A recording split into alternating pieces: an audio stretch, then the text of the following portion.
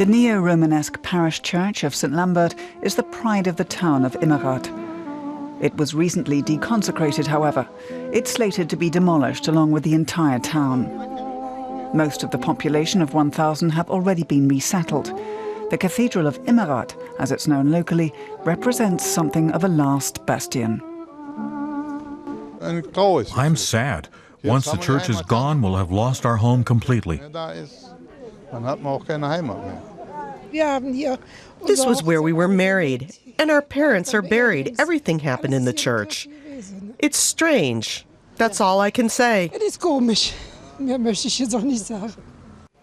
a painful farewell for Pastor Werner Rombach, and tending to his congregation in this difficult time is particularly challenging. People say that normally if you move away, you can still come back to visit your old hometown. But people here will have nothing to visit. All that will be left is a huge hole. Immerath is right at the edge of the biggest open-pit mine in Europe, which was named after the village of Garzweiler. It then ate the village itself. The coal mining operation here has swallowed up 14 villages. Future plans call for the excavation of 4 billion tons of coal and the displacement of 7,600 residents. But Stefan Pütz has other plans. Where he grew up is now a 250-metre deep chasm. And now he's been told he has to make way once again for the excavators. He's one of the last to hold out. And he's taken his case to Germany's highest court. Considering recent developments, we absolutely need to see a review of the Garzweiler 2 lignite mining plan. Permission was given on the stipulation that the plan has to be re-examined if there are any changes to the political conditions. Those conditions are now over 20 years old. It's high time they were reviewed, because nobody needs this open-pit mining site anymore. Energy giant RWE would not agree. The company has 10,000 workers in just this one mining region west of Cologne. And it's happy to continue mining lignite, which accounts for almost 40% of the company's total energy production. The downside?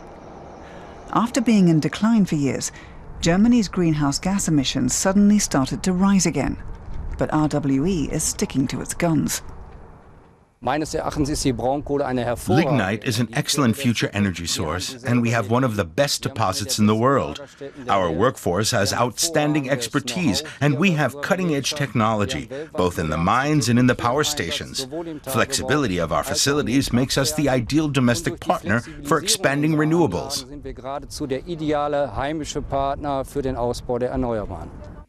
Friends of the Earth Germany do not accept that argument.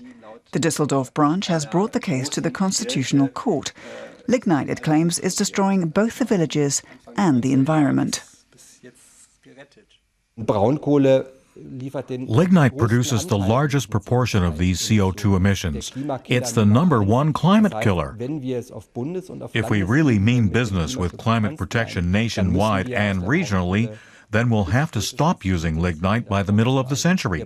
We need an exit scenario. Any such plans would come too late for the residents of Immerath. They're having to leave their homes and their beloved church. After years of anxiety and resettlement, many are wondering whether it was really all for nothing. Lignite mining might no longer be politically tenable.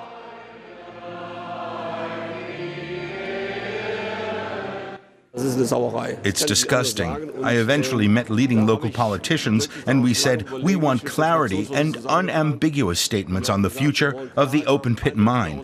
It would need planning security for 10 years. Unless the state government and the RWE say that unequivocally, there will be no negotiations, no talks, and no input at all from the town. The mayor does not want to see his townspeople displaced in vain. The Constitutional Court is currently looking into whether mining coal on the scale of the 1950s is more important than people's right to their roots. This is the crucial question. Mining laws were passed back then to guarantee our energy supply. But now there are a number of legal and technical queries over whether it's still necessary in this form. New Immerath is a new town created to accommodate the uprooted residents. 900 have already made the move. People are angry. These places have been destroyed. And now there are these big plans together with this disrespect for what people built up over centuries.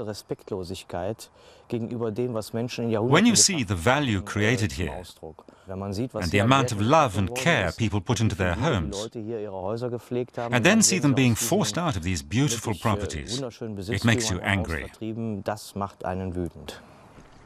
Stefan Pütz might be the last man to abandon ship, but he's still hoping the Constitutional Court rules in his favour in December.